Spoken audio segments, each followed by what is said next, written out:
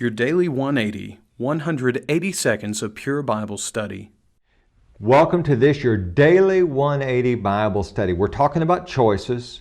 We're looking at studies in the book of Joshua. Do you want to make good choices? Here is something so important.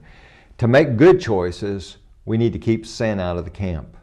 I'll explain what I'm talking about. Let me encourage you after this study to read through Joshua chapter 6 and chapter 7.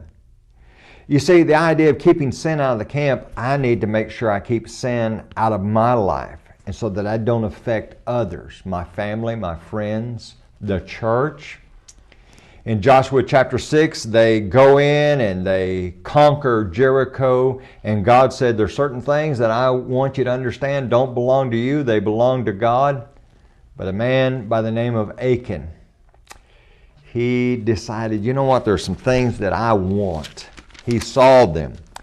And as a matter of fact, later on, he's going to say that he saw these things. He says there was a Babylonian garment, 200 shekels of silver, a wedge of gold, and weighing 50 shekels. And here's what he says. He says, I saw, I coveted, I took, I hid.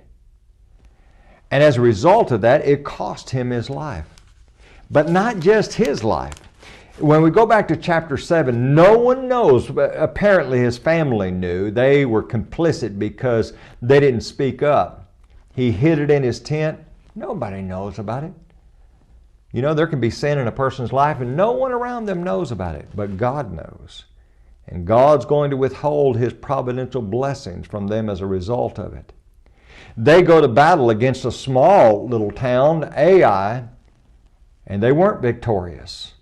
As a matter of fact, it says that the inhabitants of Ai struck down about 36 men, and Israel is running.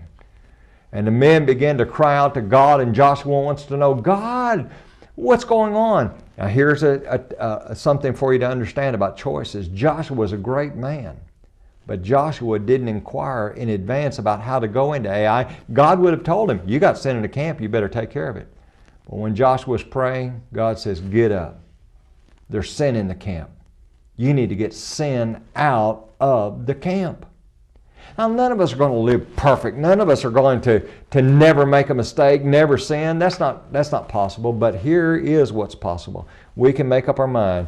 Individually, I'm going to do my very best to live faithful to Jesus Christ, and when I fall, when I stumble, I'm going to get back up and live faithful for Him. Join us again tomorrow for your Daily 180.